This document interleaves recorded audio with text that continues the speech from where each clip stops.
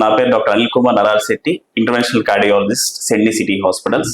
Valve replacement operations చాలా మంది చేయించుకుంటూ ఉంటారు.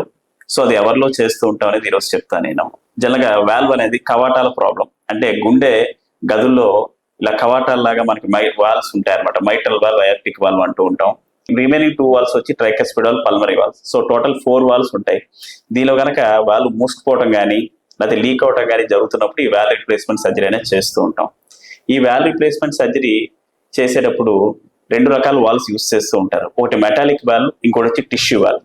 సో ఇప్పుడు ఈ రెండింటి మధ్య మనం డిఫరెన్స్ తెలుసుకుందాం. మెటాలిక్ వాల్వ్ వచ్చి కొంచెం కాస్ట్ తక్కువ, యంగర్ పేషెంట్స్లో ఎక్కువ యూస్ చేస్తూ ఉంటాం. దాని యొక్క పనితనం అంటే మీడియన్ ఏజ్ వచ్చేటప్పటికి మనకి 15 to 20 years పనిచేస్తూ ఉంటుంది వాల్వ్.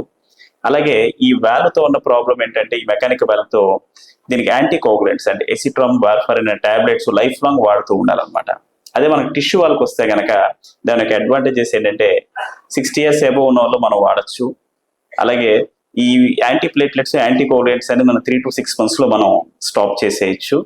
దీని యొక్క మెయిన్ డిసడ్వాంటేజ్ ఏంటంటే దీని యొక్క లైఫ్ స్పాన్ వచ్చి ఓన్లీ 10 to 15 years మాత్రమే ఉంటుంది. ఈ వాల్వ్ రీప్లేస్మెంట్ సర్జరీస్ జనరల్గా మనం ఎక్కువగా జరిగే వాల్వ్స్ వచ్చి అయార్టిక్ వాల్వ్, మైట్రల్ వాల్వ్ అండి.